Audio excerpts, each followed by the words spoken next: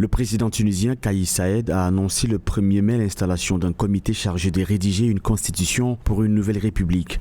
Dans une allocution télévisée, le chef de l'État a précisé que le comité remettrait son travail dans quelques jours. Kais Saied a ajouté qu'un dialogue national sur les réformes inclurait la centrale syndicale tunisienne, les instances représentatives des avocats, la Ligue tunisienne des droits de l'homme et l'Union tunisienne de l'industrie, du commerce et de l'artisanat.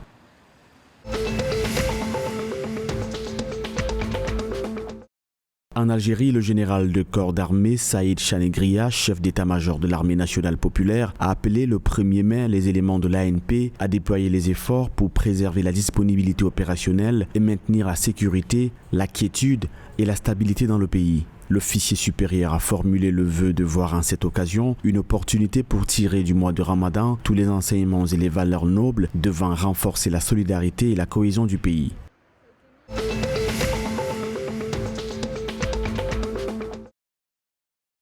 Le ministre italien des Affaires étrangères et de la coopération internationale, Luigi Di Maio, a appelé à la mise en place d'un mécanisme de coopération plus large pour faire face à la crise en Libye. Répondant à une question à l'Assemblée parlementaire du Conseil de l'Europe, Di Maio a déclaré avoir besoin d'une coopération plus large concernant la Libye, l'une des portes de la Méditerranée par laquelle passent des milliers et des milliers de migrants.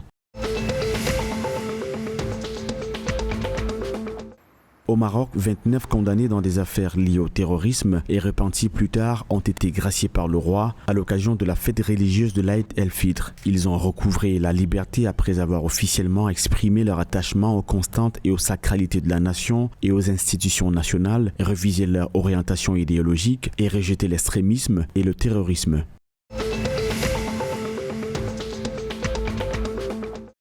En Égypte, le réseau sismique national affilié à l'Institut national d'astronomie et de géophysique a enregistré le 1er mai un tremblement de terre à 292 km au nord de Rafah. Le réseau a déclaré que la secousse s'est produite vers 11h02 à une profondeur de 5,3 km avec une force de 4,07 sur l'échelle de Richter. L'Institut a ajouté qu'il n'avait reçu aucune indication de sensation de tremblement, de perte de vie ou de propriété.